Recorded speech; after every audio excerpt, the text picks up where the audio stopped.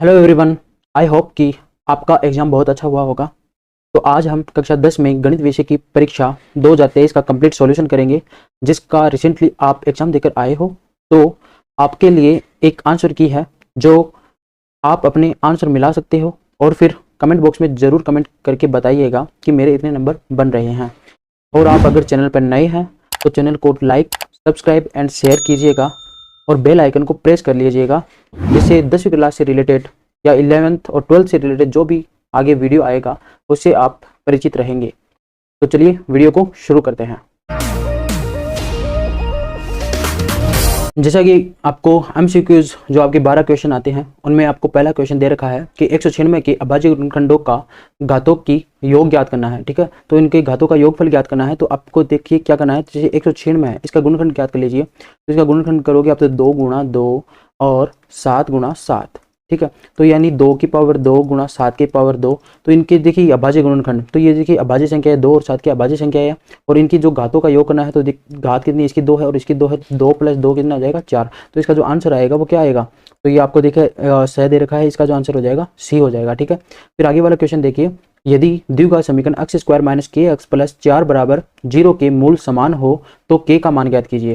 तो यहाँ पे देखिए मूल समान है, तो मूल समान है तो आपको पता है कि मूल समान होने पर b² - 4ac बराबर 0 होता है। ठीक है, तो यहाँ पे जो b का मान है वो क्या है, देखिए यहाँ पे जो b का मान है वो -k है। तो यहाँ पे -k को आप स्क्वायर करके खोलोगे तो प्लस का k² आएगा -4। ए का मान यहाँ पे क्या, x² का जो गुणांक है वो 1 है। ठीक है, और यहाँ पे सी का मान कितना है, 4 है। इस समीकरण में आप देख सकते हो, देखिए ये यहाँ पे इसका 1 का हो जाएगा x² का गुणांक, यहाँ पे -k हो जाएगा b का मान, और ये c का मान हो जाएगा। ठीक है, तो यहाँ पे आप इसका मान 0 हो जाएगा, और k² बराबर क्या हो जाएगा, 4 चौक 16। ये माइनस का 16 आया, इधर आया तो प्लस में, और k का जो मान आएगा प्लस माइनस में √16 लग जाएगा, और यहाँ पे +-4। तो यहाँ पे देखिए +-4 किसका मान है, ये d का मान है, यानी द। तो ये आगे वाला इस दूसरे क्वेश्चन में जो आंसर होगा वो +-4 होगा, तो इसका आंसर आ जाएगा डी। इसके बाद वाला क्वेश्चन देखते हैं, ये देखिए इसके बाद वाला क्वेश्चन देखिए, बिंदु 3, 4 की y अक्ष दूरी ज्ञात कीजिए। ठीक है, तो यहाँ पे देखिए दूरी बतानी है, तो आप एक ड्रॉ कर लीजिए रफ के अंदर, और यहाँ पे देखिए 1, ये 2 और ये 3 ये आपका अक्ष है, और ये 1, ये 2 और ये 3 और ये 4। ठीक है, तो ये आपका y अक्ष है। तो आपका जो बिंदु बनेगा वो आपका बिंदु यहाँ पे बनेगा। ठीक है, तो ये देखिए 3 और ये 4। अब यहाँ पे बोल रहा है कि बिंदु 3, 4 की y अक्ष दूरी, तो ये y अक्ष है, इस y अक्ष यहाँ पे दूरी कितनी है, इस बिंदु की दूरी, इस बिंदु की दूरी है 1, 2, 3। तो ये कुल कितनी इकाई है, 3 इकाई दूरी है। तो इसका जो आंसर होगा वो क्या हो जाएगा, सी हो जाएगा। ठीक है, इसके बाद वाला क्वेश्चन है कि 3x + 2y बराबर 11 को संतुष्ट करने वाला युग्म है। ठीक है, तो 3x + 2y बराबर 11। तो आपकी ये समीकरण लिख दीजिए। देखिए ये समीकरण क्या है, 3x + 2y बराबर 11। तो यहाँ पे देखिए ये जो जितने भी आपको 4 ऑप्शन दिए हैं, ये चारों ऑप्शन इसमें कोई ना कोई एक ऑप्शन इसमें संतुष्ट करेगा। तो हम पहले से ट्राई करते हैं। देखिए 1 और 4, तो x का मान 1 रख दीजिए, और y का मान क्या रखिए, 4 रखिए। तो यहाँ पे देखिए 3, 1 और 2, y का मान क्या रखना है, 4, ये बराबर 11। तो 3 + 4 दूनी 8 बराबर 11। तो ये देखिए 11 बराबर 11, LHS बराबर RHS आ रहा है। कहने का अर्थ है कि जो पहला पॉइंट आपका जो पहला ऑप्शन है यही इस समीकरण को संतुष्ट कर रहा है। तो इसका जो आंसर होगा वो क्या हो जाएगा, ए हो जाएगा। ठीक है, इसके बाद वाला क्वेश्चन देखते हैं। इसके बाद में देखिए आपका जो पांचवा क्वेश्चन है, पांचवें क्वेश्चन के अंदर क्या दे रखा है, आपको द्विघात समीकरण दे रखी है। तो इस द्विघात समीकरण का विविक्तर ज्ञात करना है। तो इससे पहले मैं आपको ये बता दूं, इसे देखिए ए बोलोगे, इसे बी और इसे सी। ठीक है, तो यहाँ पे आपका जो डी का मान होता है वो b² - 4ac होता है। ठीक है, तो b का जो मान है वो कितना है, 10। तो 10 का स्क्वायर -4। a का मान कितना है, 3 √3, और c का मान कितना है, c का मान भी आपका √3 है। ठीक है, इस समीकरण में आप देख सकते हो, यहाँ पे देखिए a, ये b और ये c। ठीक है, अब आगे बढ़ते हैं। तो ये देखिए 100 माइनस, यहाँ पे देखिए 4 गुणा 3 गुणा √3 को √3 से गुणा किया तो कितना आएगा, 3 आएगा। तो यहाँ पे देखिए 100 - 4 × 12, 12 × 36। तो इसका जो आंसर आएगा कितना आएगा, 64 आएगा। तो यहाँ पे 64 कहाँ पे है, पांचवें में जो डी है वो आपका 64 है। ठीक है, इसके बाद आगे बढ़ते हैं छठा क्वेश्चन। देखिए क्वेश्चन काफ़ी ईजी है, आपका पेपर बहुत अच्छा हुआ होगा, और सबके 70 प्लस, 80 में से 70 प्लस तो लगभग सबके आ रहे होंगे। फिर भी सबके अच्छे नंबर ही आएंगे। आगे देखते हैं, ये आगे वाला क्वेश्चन देखते हैं। यदि 18a b - 3 समांतर श्रेणी में है तो a + b का मान होगा। ठीक है, तो यहाँ पे a + b का मान ज्ञात करना है। तो आपको एक चीज़ पता है कि देखिए a2 - a1 बराबर, ठीक है, इसे आप क्या लिख सकते हो, इसे A3 माइनस A2 के बराबर लिख सकते हो। इस प्रकार कई चीज़ें इसे बराबर होती है, ठीक है। तो यहाँ पे देखिए, यहाँ पे ये 18 है, ये A1 है, ये A2 है, ये A3 है, ये A4 है, ठीक है। तो इसे मैं इस प्रकार लिख सकता हूँ, जैसे A2 का मान जैसे A माइनस 18, ठीक है, और यहाँ पर -3 माइनस, और इसे आप ऐसे भी लिख सकते हो, मतलब जो एक पहला अंक और फिर उससे छोटा अंक, ये दोनों का जो अंतर होता है वो बराबर होता है, ठीक है। तो यहाँ पे देखिए A माइनस 18 हो जाएगा, फिर ये देखिए A4 माइनस A3, तो -3 माइनस B ये बराबर होगा। तो देखिए A ये माइनस का B है, इधर आया तो प्लस में हो जाएगा, और यहाँ पे ये 18 माइनस में है, इधर आया तो प्लस में, और ये -3 ऑलरेडी पड़ा है। तो A प्लस B का जो मान होगा, 18 में से 3 गए तो कितना आएगा 15। तो इसका आंसर जो A प्लस B का जो मान होगा वो क्या आएगा 15 आएगा। तो 15 आपका जो C दे रखा है, ठीक है। तो इसका जो आंसर हो जाएगा स। इसके बाद वाला जो क्वेश्चन दे रखा है आपको कि 3 सेक 45 डिग्री, तो आपको दे रखा है 3 सेक 45 डिग्री कोस 45 डिग्री का मान बताइए। तो यहाँ पे देखिए आप लिख सकते हो 3 सेक 45 का मान कितना होता है जी √2 होता है, और कोस 45 का मान कितना होता है, कोस 45 का मान होता है 1/√2। यहाँ पे √2 से √2 कैंसिल हो जाएगा, तो आंसर कितना आएगा 3 आएगा। तो इसका जो मान आएगा, छठे का जो मान आएगा वो कितना आएगा D आएगा, ठीक है, द होगा। फिर आगे वाला क्वेश्चन देखते हैं। आगे वाले में देखिए, वर्त की वह जीवा जिसकी लंबाई वर्त की त्रिज्या से दोगुनी हो कहलाती है। तो देखिए आपको इसमें एक, वैसे तो आपको सबको पता है इसका आंसर क्या होगा, फिर भी मैं आपको एक ड्रॉ करके बताता हूँ। देखिए ये आपका वर्त है और मैंने यहाँ पर एक त्रिज्या बनाई, ठीक है, ये आपकी त्रिज्या है, और इसमें बोल रहा है कि जो वर्त की त्रिज्या से दोगुनी हो, जिसकी लंबाई क्या वर्त की त्रिज्या से दोगुनी हो। तो यहाँ पे मैंने यहाँ पे त्रिज्या की, यहाँ पे इसका अक्ष मान है तो ये भी x होगा, बराबर ये त्रिज्या होगी। तो ये दोनों त्रिज्या जुड़ेगी तो वर्त की सबसे बड़ी जीवा बनेगी, और वर्त की सबसे बड़ी जीवा क्या कहलाती है, वर्त की सबसे बड़ी जीवा कहलाती है व्यास। तो इसका जो आंसर हो जाएगा, और 7वें का जो आंसर हो जाएगा वो क्या होगा, ब होगा, सॉरी 8वें का आंसर, ठीक है। फिर इसके बाद 9वां क्वेश्चन देखते हैं। 9वीं के अंदर दे रखा है आपको, देखिए एक वर्त की त्रिज्या 3.5 सेंटीमीटर है, तो वर्त की परिधि ज्ञात कीजिए। तो वर्त की परिधि का सूत्र क्या होता है जी, वर्त की परिधि का सूत्र होता है 2πr, तो 2 गुणा 22/7, और r का मान कितना है 3.5। तो 3.5 है, इसको मैं हटाने के लिए, पॉइंट हटाने के लिए इसके नीचे मैंने 10 लगा दिया, 7 को इसे कट किया तो 5 आया, 5 को 10 से किया तो 2 आया, और 2 से 2 कैंसिल, तो इसका जो मान आएगा वो कितना आएगा 22 सेंटीमीटर, ठीक है। तो इसका जो आंसर होगा वो ब हो जाएगा। तो 90 का आंसर क्या आएगा ब, ठीक है। तो 22 सेंटीमीटर इसका आंसर होगा। फिर आगे वाला क्वेश्चन देखते हैं। देखिए क्वेश्चन जल्दी जल्दी हो रहे हैं, इसका मतलब पेपर इजी था, और आप सभी का आई होप कि सभी का आंसर मैच कर रहा है, ठीक है। तो घन का संपूर्ण पृष्ठ क्षेत्रफल 486 वर्ग सेंटीमीटर है। तो घन का संपूर्ण पृष्ठ क्षेत्रफल कितना 486 वर्ग सेंटीमीटर, तो घन की भुजा का माप होगा। तो घन की भुजा का माप ज्ञात करना है। तो यहाँ पे देखिए घन का जो संपूर्ण पृष्ठ क्षेत्रफल होता है वो कितना होता है 6 भुजा स्क्वायर, ठीक है, 6 गुना भुजा स्क्वायर, और ये किसके बराबर है 486, ठीक है। तो यहाँ पे देखिए a स्क्वायर बराबर 486/6, और यहाँ पे आपने कैंसिल किया तो 6 के फाड़े में 48, 6 7 42, 6 8 48, ठीक है। तो इसका जो मान आएगा कितना आएगा 81 आएगा। तो a का मान कितना आएगा 81, ठीक है। तो इसका जो मान आएगा वो कितना आएगा 9 आएगा, ठीक। तो यहाँ पे जो 10वें का जो आंसर होगा वो कितना होगा D होगा। तो 10वें का आंसर क्या होगा D। तो ये आपको ये भी आंसर सभी का मिल रहा होगा। इसके बाद आपका आगे वाला क्वेश्चन 11वां है। इसमें देखिए ये बहुत इजी क्वेश्चन है। इसमें बोल रहा है 3 5 7 4 2 1 4 3 4 का बहुलक ज्ञात करना है। तो आपको क्या करना है, देखिए यहाँ पे देखिए 1 4 और ये 4 और ये 4, जो 4 है इस पूरे बंटन में 4 बहुत ज़्यादा, इस पूरी सीरीज में कितना कौन सा अंक ज़्यादा बार आ रहा है जी 4 ज़्यादा बार आ रहा है, 4 है जो 3 बार आ रहा है, कोई ऐसा अंक नहीं है जो इतनी बार आ रहा है। तो इसका जो आंसर हो जाएगा वो 4 हो जाएगा। तो बहुलक का क्या होता है, कोई अंक सबसे ज़्यादा बार आए, तो इसका जो आंसर हो जाएगा C, ठीक है। तो एक पासे को फेंकने पर 4 से बड़ा अंक आने की प्रायिकता ज्ञात कीजिए। तो 4 से बड़ा अंक कौन सा होता है 5 होता है, और 6 होता है, 2 अंक का। तो अनुकूल परिस्थितियाँ तो 2 है, और कुल परिस्थितियाँ कितनी है 6, ठीक है। तो इसका जो आंसर होगा वो 1/3 हो जाएगा, ठीक है। तो इसका जो आंसर हो जाएगा 1/3 B। इसके बाद देखिए रिक्त स्थान। तो रिक्त स्थान ज्ञात करने के लिए देखिए आपको जैसे पहला जो क्वेश्चन दे रखा है, देखिए ये पहला दे रखा है यहाँ पे 95, और एक दे रखा है आपको 152 का HCF ज्ञात करना है। तो HCF ज्ञात करने के लिए देखिए 95 का आप गुणनखंड ज्ञात कर लीजिए। तो कितना होगा 5 गुना 19 गुनी 5 95 होता है, ठीक है। फिर उसके बाद देखिए आपका 152, तो 152 का कितना होता है 2 गुना 2 गुना 2 गुना 19 गुनी दूनी 38 38 दूनी 76 76 दूनी 152, ठीक है। तो यहाँ पे देखिए जो मिलान बिंदु बन रहा है, तो आपका जो मिलान बिंदु मिल रहा है वो क्या बन रहा है 19 बन रहा है। तो आपका जो HCF होगा वो कितना आ जाएगा 19 आ जाएगा। तो इसका जो आंसर होगा वो क्या आएगा, इसका जो आंसर हो जाएगा वो 19 होगा, ठीक है। इसके बाद देखिए दूसरा क्वेश्चन है कि वर्त पर स्थित एक बिंदु से, आपको क्या बोल रखा है वर्त पर स्थित एक बिंदु से स्पर्शरेखा खींची जा सकती है, ठीक है। तो एक बिंदु पर, ये देखिए आपका वर्त है और इस एक बिंदु पर मुझे स्पर्शरेखा खींचनी है, तो कितनी खींची जा सकती है जी, एक ही खींची जा सकती है। तो इसका जो आंसर होगा वो क्या होगा, एक होगा।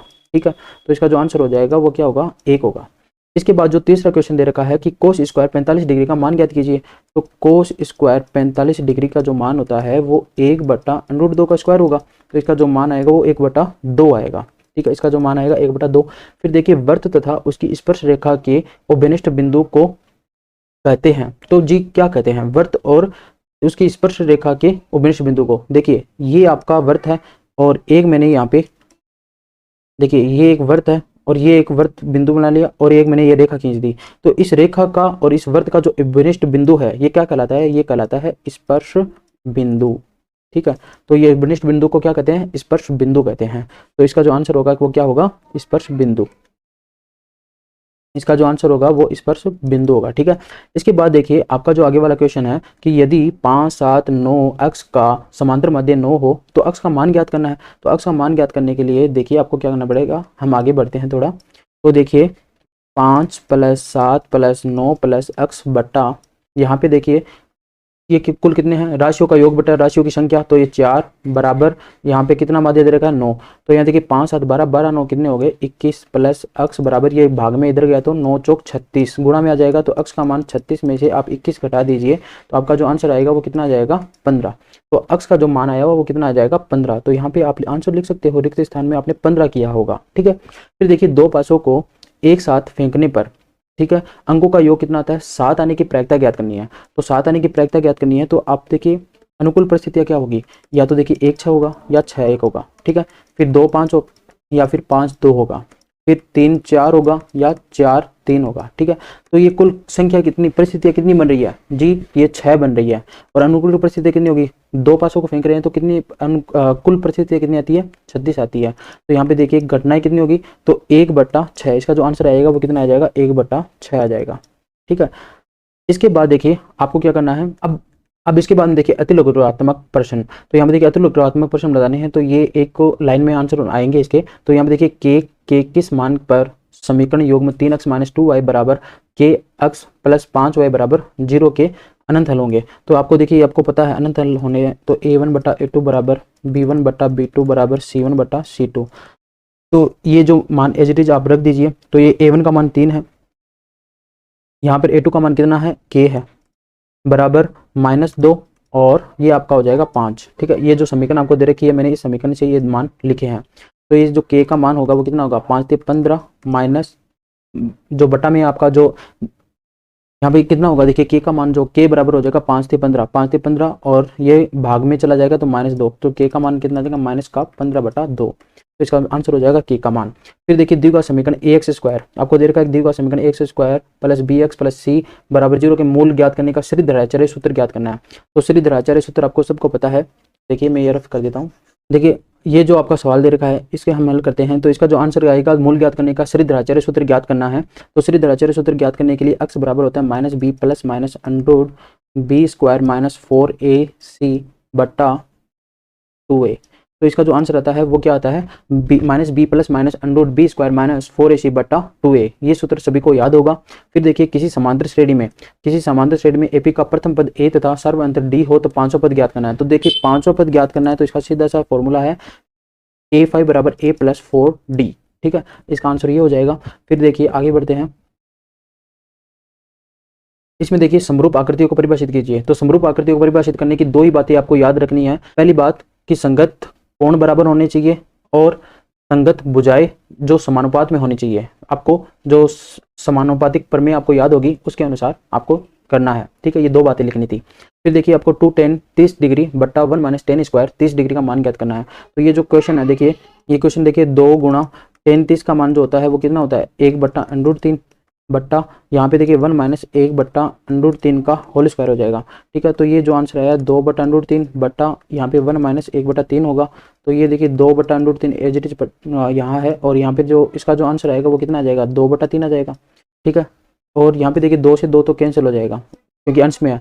और यहाँ पे जो बचा है ये जो 3 है ये ऊपर चला जाएगा और √3 यहाँ पे नीचे रह जाएगा। ठीक है, तो इसको जो आप ऐसे लिख सकते हो √3 × √3 बट्टा √3 और यहाँ पे √3 से √3 कैंसिल। तो इसका जो आंसर आ जाएगा √3 हो जाएगा। तो इसका जो आंसर आया वो क्या कर सकते हो आप √3 लिख सकते हो। इसका जो आंसर आएगा वो कितना आएगा, √3।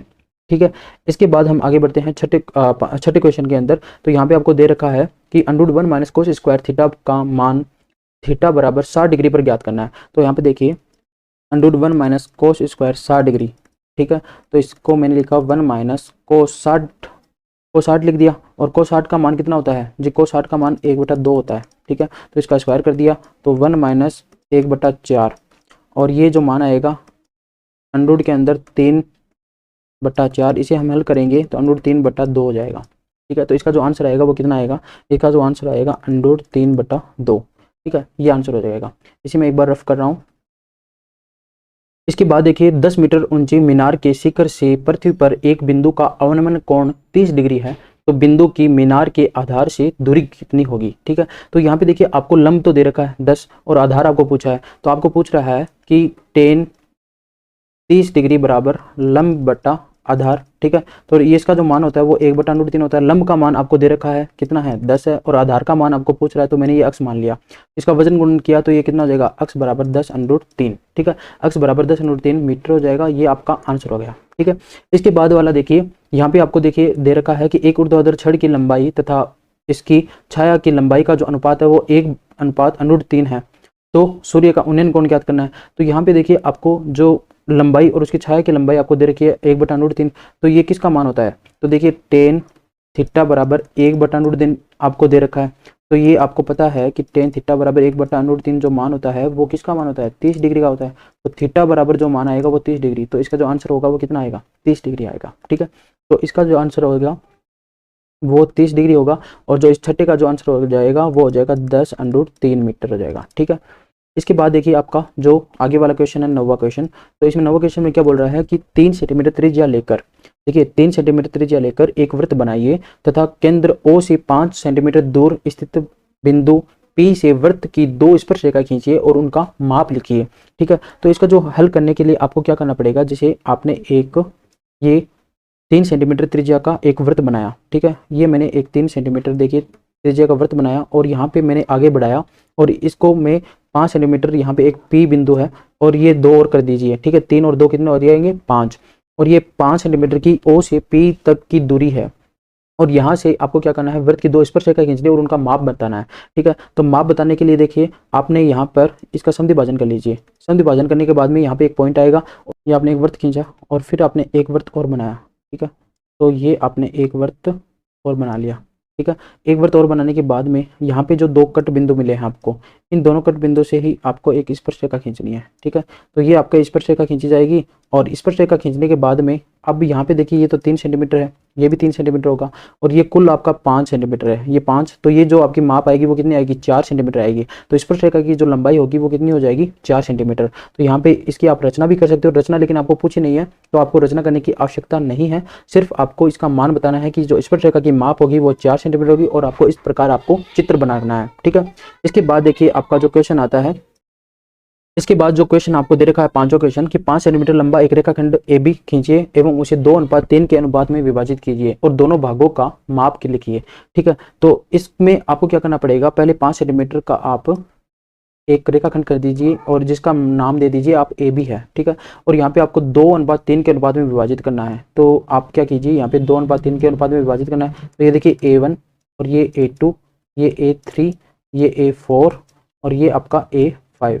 ठीक है, तो यहाँ पे देखिए 2:3 के अनुपात में, तो ये एक मैंने यहाँ पे एक चाप काटा और यहाँ पे एक मैंने इस प्रकार यहाँ पे ये A2 का मान लिख दिया, और यहाँ पे देखिए A5 के लिए तो देखिए 2 अनुपात हो गया, 2:3, तो 1 2 3, यहाँ पे ये एक आपका अनुपात और होगा, और इस प्रकार इसे मिला दीजिए।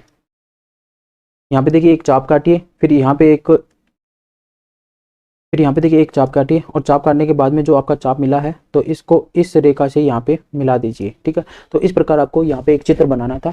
तो ये देखिए 2:3 के अंदर विभाजित हो गया है, और इसकी भी आपको रचना करने की आवश्यकता नहीं है क्योंकि 1 नंबर का है, बस सिर्फ आपको चित्र बनाना है। इसके बाद देखिए आपका जो 11वां क्वेश्चन है वो आपको दे रखा है कि किसी वृत्त का त्रिज्यखंड उस वृत्त का चतुर्थांश है, तो त्रिज्यखंड में केंद्र पर बनने वाले कोण का माप क्या होगा। ठीक है, तो यहाँ पे आपको देखिए ये आपका एक ग्राफ है। तो यहाँ पे देखिए ये फर्स्ट चतुर्थांश, सेकंड, थर्ड, फोर्थ, ठीक है। और यहाँ पे आपने क्या किया कि त्रिज्यखंड बनाया। तो यहाँ पे देखिए मैंने एक ये त्रिज्यखंड बना लिया, ठीक है। तो ये पूछ रहा है कि एक चतुर्थांश ले लीजिए और उस पर जो केंद्र पर जो कोण बनता है वो कितना कोण बनेगा जी, ये 90 डिग्री का कोण बन रहा है। तो इसका जो आंसर हो जाएगा वो कितना होगा, 90 डिग्री, ठीक है, 90 डिग्री हो जाएगा। फिर ये जो लास्ट क्वेश्चन है 12वां, कि अच्छी प्रकार से फेंटी गई 52 पत्तों की एक गड्डी में से एक पत्ता निकाला जाता है, इस पत्ते का दहला होने की प्रायिकता ज्ञात कीजिए। तो देखिए दहला यानी 10, एक 52 पत्तों की गड्डी में से जो ताश के पत्ते होते हैं उनमें से जो 10 होते हैं वो कितने होते हैं, 4 होते हैं। तो अनुकूल घटनाएं कितनी है, 4, और कुल पत्ते कितने हैं, 52, ठीक है, कुल पत्ते कितने हैं, 52। तो 1 बटा कितना आ जाएगा, 13। तो इसका जो आंसर होगा वो कितना आ जाएगा, 1 बटा 13। इसके बाद हम आगे बढ़ते हैं, सेक्शन बी है, जो इसके अंदर देखिए आपका 13 बटा 125। तो इसका जो आंसर देखिए 13 बटा 125। तो यहाँ पे देखिए 13 बटा, इसको मैं लिख सकता हूँ 5 की घात 3, ठीक है। अब यहाँ पे आपको ये देखना है 5 के अंदर जब भी हर में 5 या फिर 2 की घात के अंदर कोई मान आए तो आप जो इसका जो दशमलव प्रसार होगा वो शांत दशमलव प्रसार होगा, ठीक है। ये आप तो आंसर फटाफट पता लगा सकते हो। फिर भी इसमें दशमलव प्रसार पूछा है तो हम निकालते हैं, कैसे करेंगे। देखिए 5 की घात 3 है, इसको मैं करता हूँ 2 की घात 3 और यहाँ नीचे भी 2 की घात 3 से गुणा कर देता हूँ, क्योंकि मैंने बोला है हर में 5 और 2 ही होने चाहिए। अभाज्य जो मान होते हैं, अभाज्य संख्या 5 और 2 हो तभी वो शांत आवर्ती होती है, ठीक है। तो यहाँ पे देखिए 13 गुणा 8 बटा, इसको 5 को 2 से किया तो 10 की पावर 3 हो जाएगा, ठीक है। तो इसका जो मान आएगा 104 बटा 1000, ठीक है। तो इसका जो मान हो जाएगा 0.104 इसका आंसर हो जाएगा, ठीक है। तो इसका आप आंसर यहाँ पे लिख सकते हो 0.104। फिर देखिए बहुपद, बहुपद आपको दे रखा है x² माइनस 6 के शून्यांक ज्ञात कीजिए, ठीक है। तो इसका शून्यांक ज्ञात करने के लिए देखिए x² माइनस 6 बराबर 0 लिख दिया। इसका शून्यांक ज्ञात करना है तो 6 को टुकड़ों में बांटिए तो 3 दूनी 6, तो 3x माइनस, ये प्लस का होगा, ठीक है, ये आपका प्लस का हो जाएगा 2x माइनस 6 बराबर 0। तो इसका जो मान होगा देखिए आप इसमें अंदर क्या कीजिए, आप कॉमन ले लीजिए x। अब आप इसमें x कॉमन ले लीजिए तो x minus 3 plus 2x minus 3 होगा, ठीक है। फिर देखिए यहाँ पे जो दोनों कोष्ठक में ब्रैकेट में जो मान आ रहा है वो सेम है, तो x माइनस 3 और x प्लस 2 बराबर 0 हो जाएगा। इनको आप अलग अलग करते हो तब इसका मान, एक का तो मान 3 आएगा, x माइनस 3, ये प्लस का इधर जाएगा तो प्लस में हो जाएगा, ये प्लस का इधर जाएगा तो x का मान कितना हो जाएगा, माइनस में। तो इसके दो आंसर आएंगे 3 और -2। तो इसमें जो x के मान आएंगे वो कितने आएंगे, x के जो मान आएंगे वो कितने आएंगे, 3 और -2 आ जाएंगे, ठीक है। इसके बाद देखिए आगे वाला क्वेश्चन देखते हैं। यहाँ पे देखिए द्विघात समीकरण आपका 4x² माइनस 12x माइनस 9 बराबर 0 के मूलों की प्रकृति का पता लगाइए, ठीक है। तो इस छठे क्वेश्चन के अंदर यहाँ पे देखिए ये 4 को तो आप a लिख दीजिए, b को आप -12, c को आप -9, तो अब मूलों की प्रकृति ज्ञात करनी है। तो d का जो मान होता है b² माइनस 4ac होता है, ठीक है। तो यहाँ पे देखिए b का मान कितना है, -12, तो -12 का स्क्वायर कितना हो जाएगा, 144। फिर 4 गुणा a का मान कितना है, 4 है, c का मान कितना है, -9 है, ठीक है। तो यहाँ पे देखिए 144 माइनस 416, 16 को 9 से किया तो कितना आता है, 144 ही आता है, और माइनस को माइनस से किया तो प्लस आ जाएगा, ठीक है। तो 144, तो ये जो मान आ रहा है ये आपको दिख रहा है, जोड़ने की भी आवश्यकता नहीं है, आपको पता चल रहा है कि इसका जो मान आएगा वो पॉजिटिव आएगा। तो कहने का है डी का जो मान है वो पॉजिटिव है, डी इज ग्रेटर देन 0। तब आप इसका जो आंसर बताओगे वो क्या बताओगे, वास्तविक तथा भिन्न। जो मूल होंगे वो क्या होंगे, वास्तविक तथा भिन्न। तो मूलों की प्रकृति क्या है, वास्तविक तथा भिन्न है, ठीक है। इसके बाद देखिए आपका जो 7वां क्वेश्चन है, बिंदु 0 0 और 5-3 को जोड़ने वाले रेखाखंड के मध्य बिंदुओं के निर्देशांक ज्ञात करनी है। तो मध्य बिंदुओं के निर्देशांक आपको जब भी ज्ञात करने हो तब आप डायरेक्ट ज्ञात कर सकते हो, x1 प्लस x2 बटा 2, y1 प्लस y2 बटा 2। तो देखिए 0 प्लस 5 बटा 2 और 0 माइनस 3 बटा 2। तो इसका जो आंसर आएगा कितना आएगा, 5 बटा 2 और माइनस 3 बटा 2, ठीक है। तो इसका जो आंसर आएगा वो इस प्रकार होगा। तो यहाँ पे मैं इसके आंसर लिख देता हूँ। तो इसके जो आंसर आएंगे 5 बटा 2 और माइनस का 3 बटा 2 हो गए, ठीक है। फिर देखिए आगे वाला क्वेश्चन देखिए, एक समतल जमीन पर खड़ी मीनार की छाया उस स्थिति में 40 मीटर अधिक लंबी हो जाती है, जबकि सूर्य का 49 कोण आपका 60 डिग्री से घटकर कितना हो जाता है, 30 डिग्री हो जाता है। तो मीनार की ऊंचाई ज्ञात कीजिए। तो देखिए आपको जो इस प्रकार आपको एक क्या बनाना है, चित्र बनाना है, ठीक है। तो यहाँ पे देखिए मैंने एक ये चित्र ड्रॉ किया, तो एक तो इस प्रकार से और एक आपका इस प्रकार से है, ठीक है। तो ये देखिए मैंने x मान लिया, ये आपका h मान लीजिए, और यहाँ पे कितना बोल रहा है कि 40 मीटर अधिक हो जाती है, और कितने डिग्री कोण पर, देखिए पहले तो था 60 डिग्री कोण, फिर आपका कितना हो जाता है 30 डिग्री कोण, ठीक है। तो यहाँ पे जो इसका जो कुल योग कितना हो जाएगा, x प्लस 40 हो जाएगा, ठीक है। तो इसे हल करने के लिए आपको क्या करना पड़ेगा, पहले ये देखिए 40 मीटर आपने जो आपको दिया है वो आपने यहाँ पे ड्रॉ कर दिया है। अब आपको क्या करना है, इसका नाम दे दीजिए A B और ये सी और ये डी। तो आपको पहले त्रिभुज ए बी सी से करना है, ठीक है, ए बी सी से। तो यहाँ पे देखिए लंब बटा आधार, ठीक है, तो लंब बटा आधार h बटा x बराबर टेन 60 डिग्री। तो इसका टेन 60 का मान कितना होता है, टेन 60 का मान होता है √3, ठीक है, टेन 60 का मान √3। तो h का मान कितना आ जाएगा, √3x आ जाएगा, ठीक है। ये आप पहले समीकरण नाम दे दीजिए। फिर आपका त्रिभुज आता है ए बी डी, त्रिभुज ए बी डी से, ठीक है। तो त्रिभुज ए बी डी में ज्ञात करना है, क्या करना है कि आपको दे रखा है लंब बटा आधार, तो लंब बटा आधार h बटा x प्लस 40 बराबर आपका टेन 30 डिग्री। तो टेन 30 का मान कितना होता है, टेन 30 का मान होता है 1/√3। इसे आप वज्र गुणन करोगे तब इसका जो मान आएगा, h का मान जो आएगा वो आएगा x प्लस 40/√3, ठीक है। अब ये जो समीकरण 1 और 2 क्या है, सेम है, h के मान बराबर है, इनको आप बराबर कर दीजिए समीकरण 1 और 2 से, 1 व 2 से, ठीक है। तो समीकरण 1 व 2 से अब यहाँ पे देखिए √3x बराबर x प्लस 40/√3, ठीक है। यहाँ पे h और h के मान बराबर कर दिए। ये √3 यहाँ पे भाग में इधर गया तो गुणा में चला जाएगा, तो 3x आया और यहाँ पे x प्लस 40 आया, ठीक है। फिर देखिए यहाँ पे 3x है और यहाँ पे 3x माइनस x बराबर 40, और 3x में से 1x गया तो 2x बराबर 40। तो x का जो मान आएगा वो कितना आएगा, 20 आएगा, ठीक है। ये x का जो मान है वो आप समीकरण 1 में रख दीजिए। तो समीकरण 1 में जब आपने रखा, देखिए समीकरण आपने 1 में रखा तो h का मान कितना आएगा, 20√3। तो ये जो आंसर आएगा h का मान कितना आएगा, 20√3। तो h का जो मान आएगा वो कितना आएगा, 20√3, ठीक है, इसका आंसर आ जाएगा। तो आप यहाँ पे लिख सकते हो कि जो इसका आंसर आप यहाँ पे डायरेक्ट लिख दीजिए 20√3, ये आपका आंसर आया होगा। इसे अब हम रफ कर देते हैं।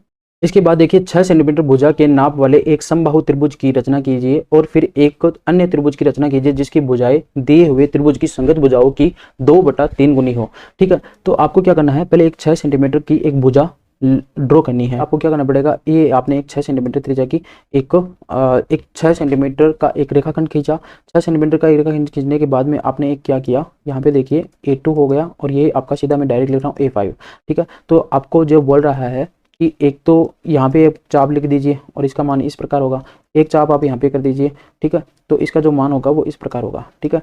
अब ये जो बोल रहा है कि 2/3 में, तो यहाँ पे देखिए 2 ये 3 आपका भाग हो गया है, ठीक है। और इसे आपको क्या करना पड़ेगा, ये ऊपर ऐसे के एज इट इज आपको ड्रॉ करना पड़ेगा। तो एक तो ये हो जाएगा मान और यहाँ पे एक आपने चाप निकाला तो आपका एक ये मान हो जाएगा। तो इस प्रकार आपका इस प्रकार ये चित्र बनेगा और इसे बनाने के बाद में आपको इसकी रचना करनी होगी। तो इस प्रकार ये आपका आंसर हो जाएगा, ठीक है। आगे वाला क्वेश्चन देखते हैं। आगे वाला क्वेश्चन देखिए, 4 सेंटीमीटर त्रिज्या के एक वृत्त पर ऐसी 2 स्पर्शरेखा खींचिए जो एक दूसरे के समांतर हो, ठीक है। तो समांतर करना है तो इसमें आपने एक 4 सेंटीमीटर त्रिज्या का एक वृत्त खींचा, ठीक है। तो ये एक बने 4 सेंटीमीटर की आपका O है, ठीक है। और यहाँ पे आपको देखिए इस प्रकार से 2 रेखाएं खींचनी पड़ेगी, ठीक है। ये आपका पहले आपको चाप बनाने पड़ेंगे, सम विभाजन करना पड़ेगा, फिर वो जो आपके जो भुजा बनेगी वो आपकी स्पर्श रेखा होगी, ठीक है। इस प्रकार से आपको ये चित्र ड्रॉ करना पड़ेगा। फिर आपको 11वां क्वेश्चन देखिए। 11वें क्वेश्चन में यदि 2 समरूप त्रिभुजों की क्षेत्रफल बराबर हो तो सिद्ध कीजिए कि वे त्रिभुज सर्वांग होते हैं।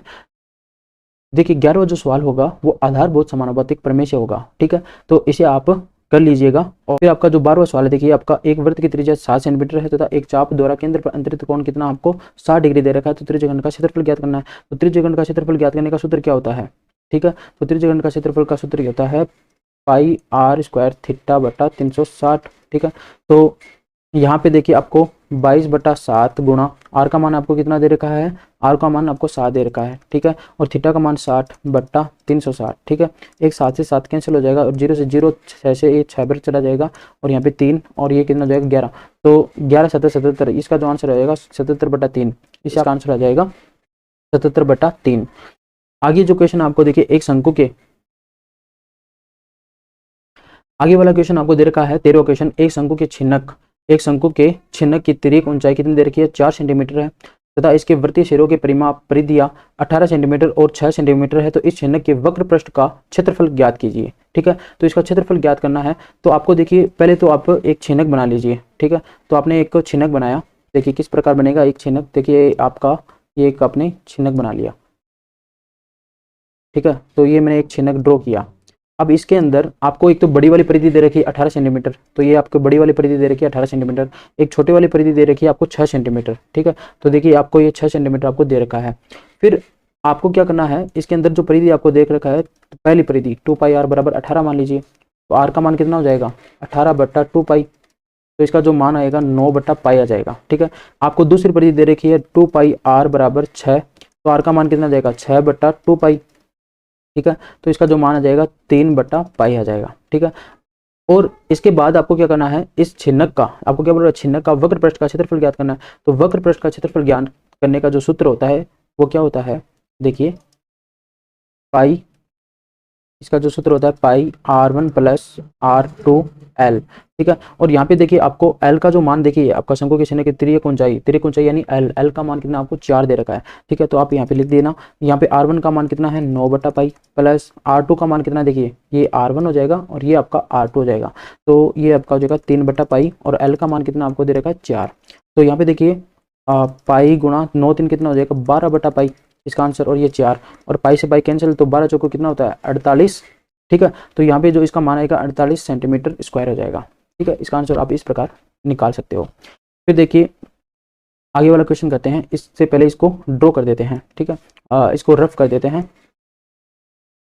इसके बाद वाला क्वेश्चन देखिए, इसके बाद वाला क्वेश्चन है कि दो घनों जिनमें से प्रत्येक का आयतन 64 सेंटीमीटर क्यूब है के संलग्न फलकों को मिलाकर एक ठोस बना जाता है। यानी ठोस बनाना है तो दो आप चौक के डिब्बे मानिए, ठीक है, वर्गाकार होते हैं, घनाभाकार होते हैं, तो घन आकार होते हैं, तो इन दोनों को मिलाओगे तब आपको कौन सा आकार मिलेगा, तो आपको घनाभ मिलेगा। तो परिणामी जो घनाभ इसमें दे रखा है कि परिणामी जो घनाभ है उसका पृष्ठ क्षेत्रफल ज्ञात करना है।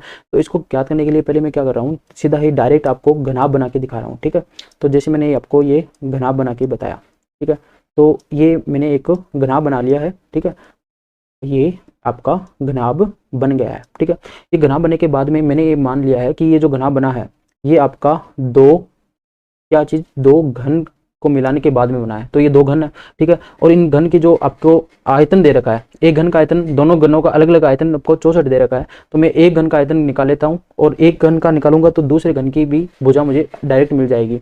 एक क्यूब बराबर मुझे दे रखा है 64, तो ए का जो मान कितना आता है वो कितना हो जाएगा, 64 के ऊपर जो क्यूब निकालोगे आप इसका घनमूल निकालोगे तो कितना आएगा 4 आएगा। तो जो घन की भुजा मिलेगी ये 4 और ये 4, तो ये देखिए 4 और 4 जोड़ोगे तो ये कुल लंबाई कितनी आ जाएगी, कुल लंबाई 8 आ जाएगी, और इसकी जो चौड़ाई है वो भी 4 होगी, और इसकी जो ये ऊंचाई है वो भी 4 होगी। ठीक है, तो अब आपको जो सूत्र लगाना है, घनाभ का पृष्ठ क्षेत्रफल पूछा है, घनाभ का क्या पूछा, पृष्ठ क्षेत्रफल। तो पृष्ठ क्षेत्रफल का जो सूत्र होता है, देखिए पृष्ठ क्षेत्रफल का सूत्र क्या होता है, 2 गुणा LB plus BH plus HL। ठीक है, इसको मैंने डायरेक्ट लगाया तो LB का मतलब क्या है 8 चौक 32। ठीक है, और इसे मैंने लगाया तो कितना होगा 4 चौक 16 प्लस ये फिर 32 हो जाएगा, और इसको मैंने हल किया तो कितना आ जाएगा 32 और 32 कितने हो गए 64, 64 और 16 कितने हो जाएंगे आपके 80।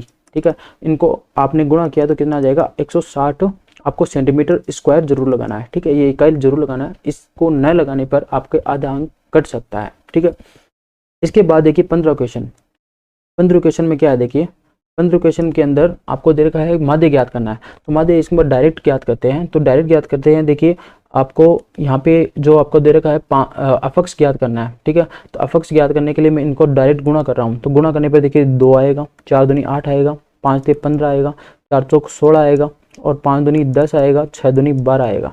ठीक है, इनको मैंने जोड़ा तो कितना हो जाएगा, देखिए 8 2 10, 10 5 15, 15 और 6 कितने हो गए 21, 21 और 2 कितने हो गए 23। ठीक है, फिर 2 हासिल आई तो 2 1 3, 3 2, 3 1 4, 5 और ये 6, तो ये 63 आ गया। ठीक है, अब यहाँ पर जो आपका अफ का मान है इनको और जोड़ लीजिए, ये जो अफ का मान है ना इसे और जोड़ लीजिए। देखिए 2 4 कितने हो गए 6, 6 5 11, 11 4 15, 15 और 4 कितने हो जाएंगे, इनका जो मान आएगा वो कितना आ जाएगा, इनका जो मान आएगा वो आएगा 19 आएगा। ठीक है, तो जो आपका इसका जो माध्य निकालने का सूत्र क्या होता है, सिग्मा एफ एक्स।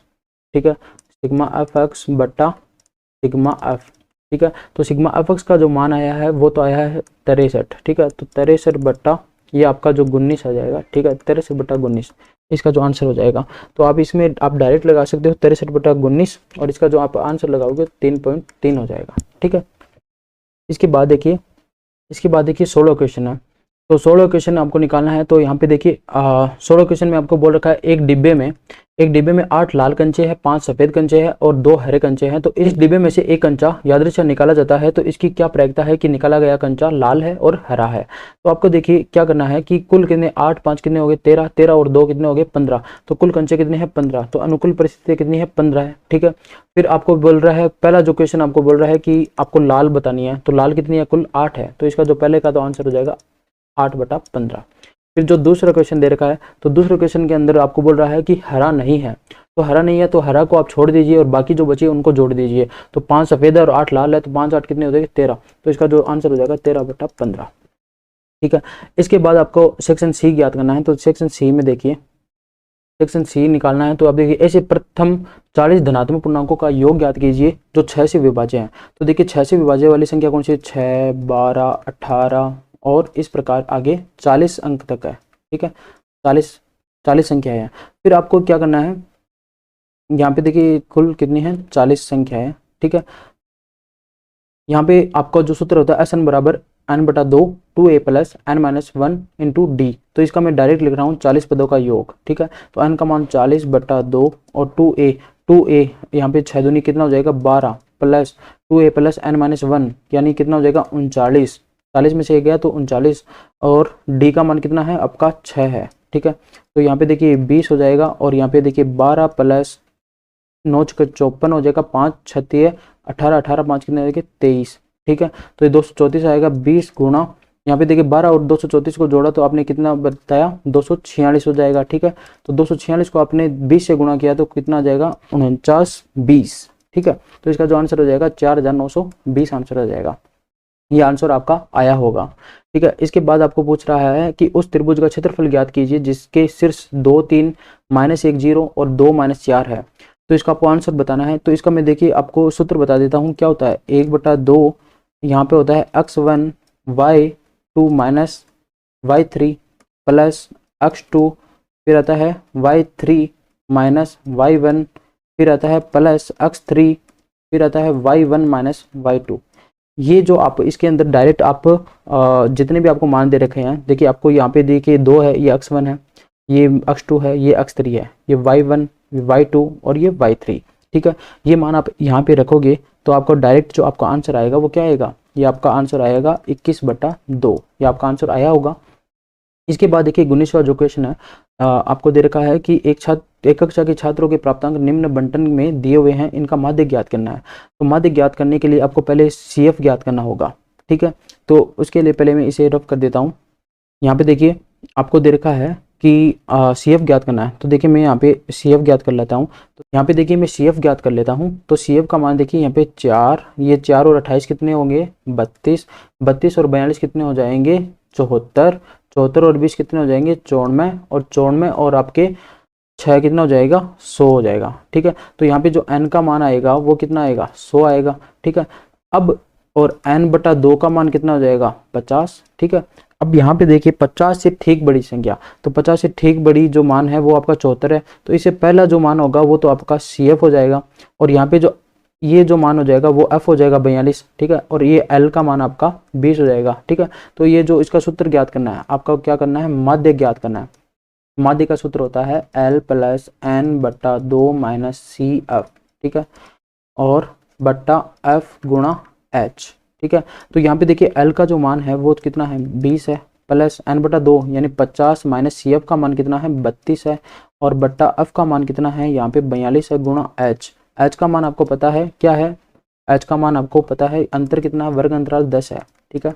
तो 20 प्लस यहाँ पे देखिए 52 50 में से 32 गए तो कितने बचे 18, 18/42 गुणा 10 और ये 6 के फाड़े से कटे 6 18 6 7 42, ठीक है। तो आपका कितना हो जाएगा 20 प्लस 30/7, ठीक है। तो 6 18 6 7 42 30/7 हो जाएगा और यहाँ पे देखिए 20 प्लस 7 7 चौक 28, ठीक है, 7 चौक 28 हो गया। फिर आपका 4 पॉइंट, ठीक है। तो 2 20 20 और यहाँ पे कितना हो जाएगा 7 दूनी 14, 7 दूनी 14 हो जाएगा 6 आया, फिर आपका 7 8 56, ठीक है। तो इसका जो मान आ जाएगा 24.28, तो इसका आंसर हो जाएगा 24.28 इसका आंसर हो जाएगा, ठीक है। तो ये आपका आंसर आया होगा 24.28। इसके बाद देखिए आगे वाला जो क्वेश्चन है आपका 20वां क्वेश्चन। तो 20वां क्वेश्चन देखते हैं। 20वें क्वेश्चन के अंदर आपको क्या करना है कि एक केंद्र O वाले वृत्त का बाह्य बिंदु T से दो स्पर्शरेखाएं TP तथा TQ खींची गई है। तो सिद्ध कीजिए कि कोण PTQ बराबर दो कोण OPQ है। ठीक है, तो ये आपको सिद्ध करना है। तो यहाँ पे सिद्ध करने के लिए आपको पहले एक O केंद्र का मैंने वर्त बना लिया। ठीक है, ये बना लिया और बनाने के बाद में मैंने एक T बिंदु यहाँ पे लिया। ठीक है, और यहाँ पे मैंने दो रेखाएं स्पर्शरेखाएं यहाँ पे खींच दी। ठीक है, तो मैंने ये दो स्पर्शरेखाएं यहाँ पे खींच दी। तो एक तो इसका नाम दे दिया, एक तो TP और एक का नाम दे दिया TQ। ठीक है, और यहाँ पे पूछा है कि ये कौन है, ये मैंने आपको थीटा मान लिया है, और ये कौन, और ये मैंने एक त्रिभुज बना लिया। ठीक है, और यहाँ पे बोल रहा है कि OPQ आपका एक तो ये कोण ज्ञात करना है। ठीक है, एक तो ये कोण और एक ये कोण है। तो इन दोनों का जो आपको सिद्ध करना है, तो कोण PTQ मतलब थीटा के बराबर आपको ये वाला जो कोण आपको मैंने बता रखा है वो आपको ज्ञात करना है। तो ज्ञात करने के लिए देखिए दोनों स्पर्शरेखाएं बराबर होती है। मैंने इसे x माना, इसे y माना। ठीक है, तो यहाँ पे देखिए त्रिभुज PQT, इन तीनों कोणों का जो योग होगा वो कितना होगा, x plus y plus theta बराबर 180 डिग्री। ठीक है, अब यहाँ पे देखिए दोनों कोण बराबर है, तो x और बराबर y दोनों बराबर होंगे ना। ठीक है, तो यहाँ पे देखिए x प्लस y का मान भी मैं x लिख देता हूँ और ये थीटा हो गया। ठीक है, बराबर 180, तो 2x बराबर 180 माइनस थीटा लिख सकते हैं। x का मान कितना आ जाएगा, तो 90 माइनस थीटा बाई 2 लिख सकता हूँ मैं अलग अलग भाग दे के। ठीक है, ये x का मान आया है। अब यहाँ पे देखिए ये जो OP ये वाला जो मान है, ये जो मान है ये मैं 90 डिग्री लिख सकता हूँ। ठीक है, ये जो 90 डिग्री होता है तो इसका जो मान होता है वो पूरा 90 डिग्री होता है। ठीक है, तो ये जो OPQ कोण OPQ प्लस आपका जो x है इसका जो मान है वो कितना है, 90 डिग्री है। तो कोण OPQ बराबर 90 माइनस x, ये प्लस में इधर आया तो माइनस में चला जाएगा, और यहाँ पे मैं डायरेक्ट इसका मान लिख दूँ माइनस थीटा बाई 2। ठीक है, तो ये मैंने लिख दिया। अब देखिए OPQ बराबर 90 माइनस 90 और माइनस को माइनस से गुणा किया प्लस थीटा बाई 2, तो 90 से 90 कैंसिल हो जाएगा। और यहाँ पे देखिए ये 2 है, ये इधर आए तो क्या हो जाएगा 2OPQ बराबर, और ये जो आपका जो थीटा का जो मान था वो देखिए क्या था, थीटा बराबर आपने माना था PTQ, थीटा का जो मान माना था आपने PTQ, कोण PTQ। अब आप मिला लीजिए तो 2 कोण OPQ बराबर कोण PTQ आपका सिद्ध हो रहा है। देखिए यहाँ पे देखिए कोण PTQ बराबर कोण 2OPQ, ये आपका सिद्ध हो रहा है। तो आप इसे क्या लिख सकते हो, ये इति सिद्धम लिख सकते हो। ठीक है, इसके बाद में देखिए इसके बाद वाला क्वेश्चन देखिए, आपको यहाँ पे देखिए डायरेक्ट दे रखा है कि ये आपका x प्लस वाई बराबर 14 है और x माइनस वाई बराबर 4 है। ठीक है, तो ये आलेख की विधि से हल करना है। आलेख की विधि से आप हल कर सकते हो, लेकिन मैं आपको यहाँ पे डायरेक्ट बता रहा हूँ कि x और y का मान कितना आएगा। तो मैंने यहाँ पे दोनों को जोड़ा, तो यहाँ पे देखिए y और y कैंसिल, तो 2x बराबर कितना आया आपका 18 आया। तो x का मान कितना आया 9। ठीक है, x बराबर आपका 9 आएगा, और ये जो 9 है वो आप इस समीकरण 1 में रख दीजिए। तो y का मान कितना आ जाएगा, 14 में से 9 गए तो कितना आ जाएगा 5। तो इसका जो मान आएगा, एक तो x का तो मान आएगा 9 और y का मान आएगा आपका 5। ठीक है, और इसके बाद देखिए आपका ये अथवा में और क्वेश्चन है। तो अथवा में आपका जो क्वेश्चन है, एक कक्षा में 10 विद्यार्थियों ने गणित की पहली प्रतियोगिता में आपका क्या लिया, भाग लिया। ठीक है, 10 विद्यार्थियों ने, और यदि लड़कों की संख्या से 2 अधिक है तो इसे बीजगणित और ग्राफीय रूप से हल करना है। ठीक है, तो 10 विद्यार्थी है, तो मैंने मान लिया कि x और y, ठीक है, जिसमें आपके लड़के और लड़कियों की संख्या लड़कों की संख्या x मान लीजिए और लड़कियों की संख्या y मान लीजिए, तो दोनों का योग होगा वो कितना होगा x प्लस y।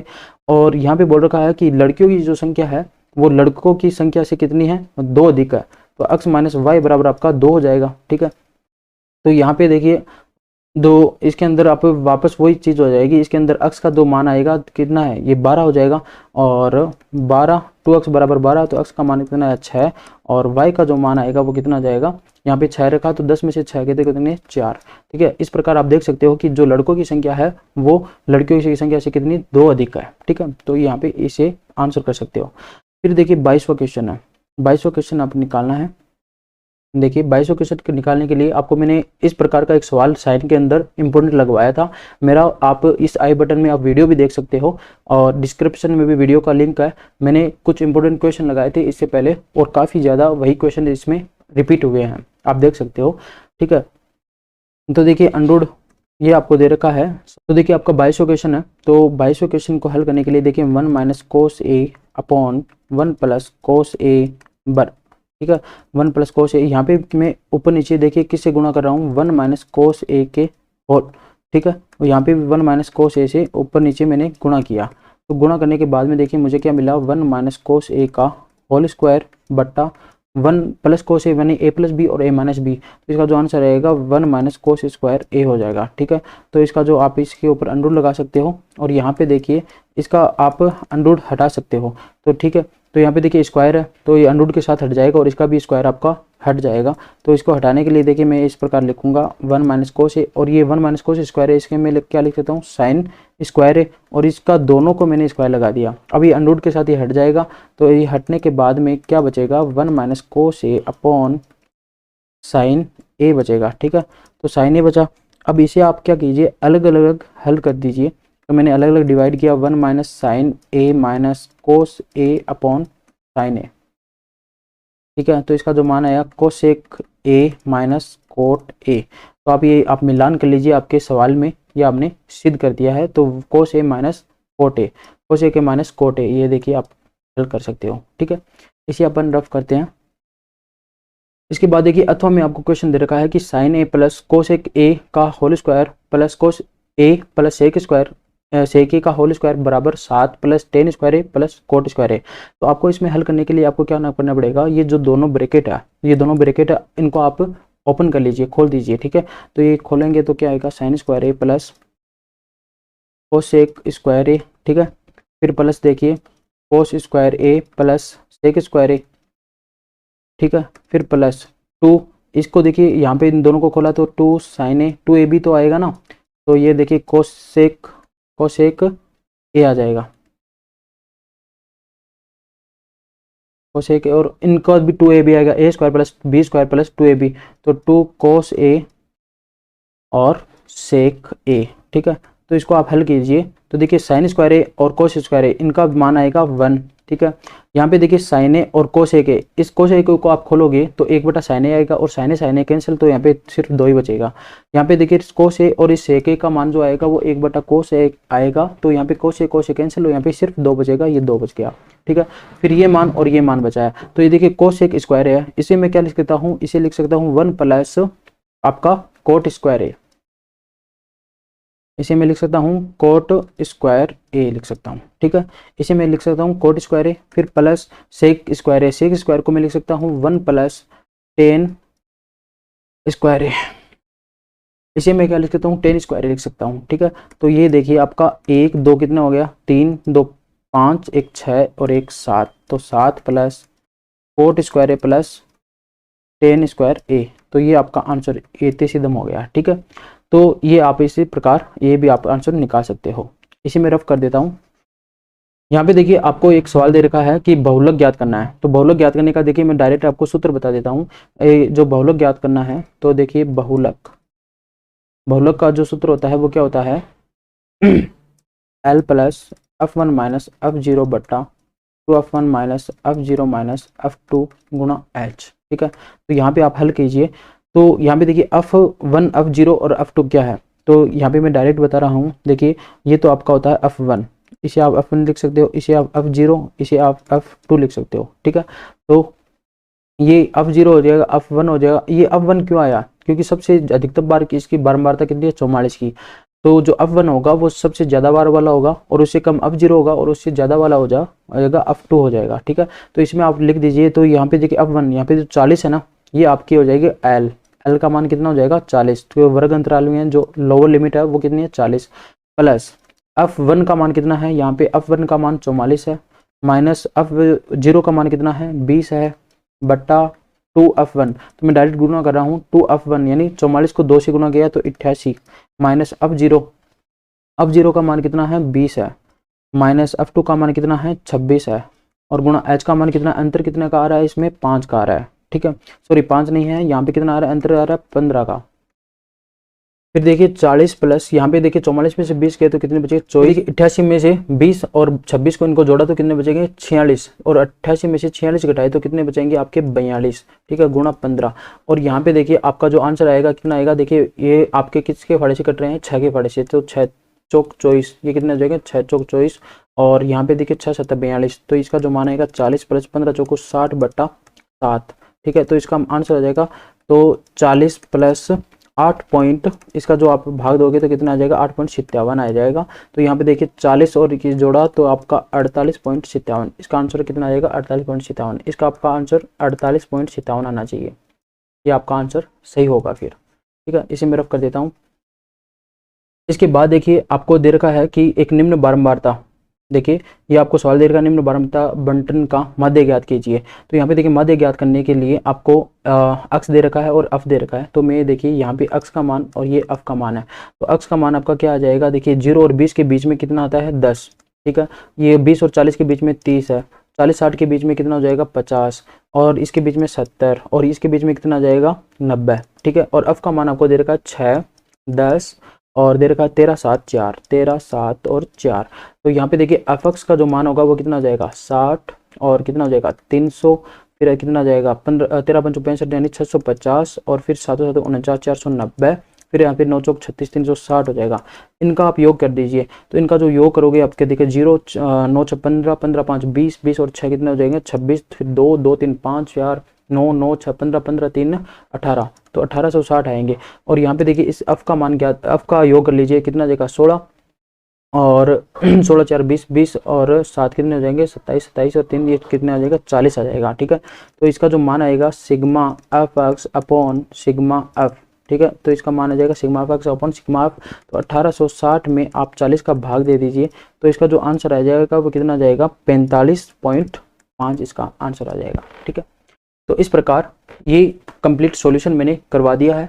अब आप इसमें आप मैच कीजिए अपने आंसर, और मैच होने के बाद में आप इसमें नंबर बताइए कि सर मेरे इतने नंबर बन रहे हैं, और कमेंट बॉक्स में ज़रूर लिखकर बताइए कि सर इतने नंबर बन रहे हैं। और अगर वीडियो अच्छा लगे तो इसे लाइक कीजिएगा, सब्सक्राइब कीजिएगा और शेयर कीजिएगा। ये चैनल मैंने नया स्टार्ट किया है और सपोर्ट कीजिएगा बच्चों, ठीक है। थैंक यू, धन्यवाद।